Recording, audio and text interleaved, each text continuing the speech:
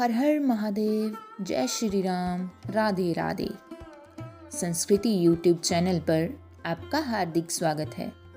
अगर आपको हमारी वीडियोस अच्छी लगती हैं तो हमारे चैनल को सब्सक्राइब करना ना भूलें और हमारी यूट्यूब फैमिली का हिस्सा ज़रूर बने।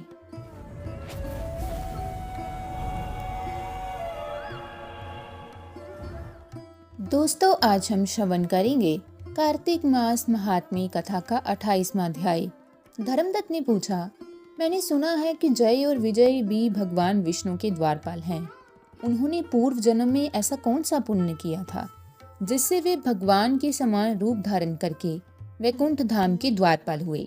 दोनों पार्षदों ने कहा, ब्राह्मण, पूर्व काल में तृणविंदु की कन्या देवहूति के गर्भ से महर्षि कर्दम की दृष्टि मात्र से 2 पुत्र उत्पन्न हुए। उनमें से बड़े का नाम जय और छोटे का नाम विजय हुआ। पीछे उसी देवहूति के गर्भ से योग धर्म के जानने वाले भगवान कपिल उत्पन्न हुए। जय और विजय सदा भगवान की भक्ति में तत्पर रहते थे। वे नित्य अष्टाक्षर मंत्र का जप और वैष्णव व्रतों का पालन करते थे। एक समय राजा मरुत ने उन दोनों को अपने यज्ञ में बुलाया। वहां जय ब्राह्मण बनाए गए और विजय आचार्य।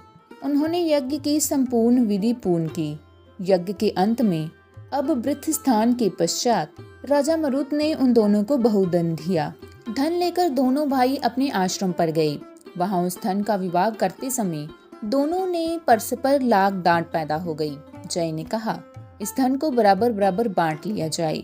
विजय का कहना था, नहीं, जिसको जो मिला है वे उसी के पास रहे। तब जय ने क्रोध में आकर लोभी विजय को शाप दिया, तुम ग्रहण करके देते नहीं हो, इसलिए ग्राह अर्थात मगरमच्छ हो जाओ।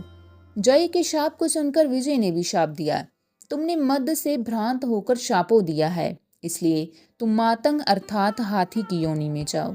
तत्पश्चात उन्होंने भगवान से शाप निवृत्ति के लिए प्रार्थना की। श्री भगवान ने कहा, तुम मेरे भक्त हो, तुम्हारा वचन कभी असत्य नहीं होगा। तुम दोनों अपने ही दिए हुए इन शापों को भोगकर फिर से मेरे धाम को प्राप्त होगे। ऐसा कहकर भगवान विष्णु अंतर्ध्यान हो गए। तदनंतर वे दोनों गंड नदी के तट पर ग्राह और गज हो गए।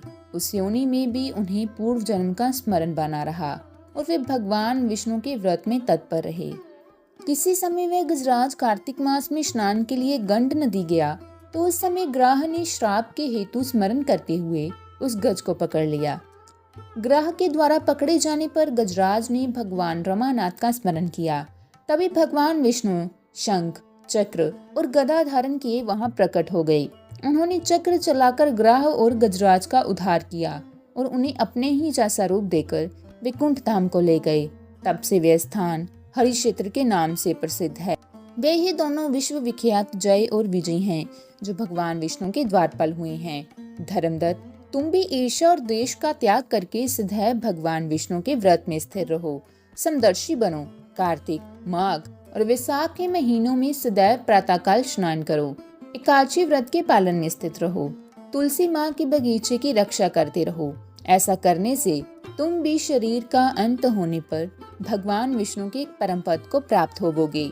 भगवान विष्णु को संतुष्ट करने वाले तुम्हारे इस व्रत से बढ़कर न यज्ञ है, न दान और न ही तीर्थ। विप्रवर, तुम धन्य हो, जिसके व्रत की आधे भाग का फल पाकर यह स्त्री हमारे द्वारा वैकुंठ धाम में ले जाई जा रही है। नारद जी बोले, हे राजन, धर्मदत्त को इस प्रकार उपदेश देकर वे दोनों विमानचारी पार्षद उस कला के साथ वैकुंठ धाम को चले गए। धर्मदत्त जीवन भर भगवान के व्रत में स्थिर रहे और देहावसान के बाद उन्होंने अपनी दोनों स्त्रियों के साथ वैकुंठ धाम प्राप्त कर लिया।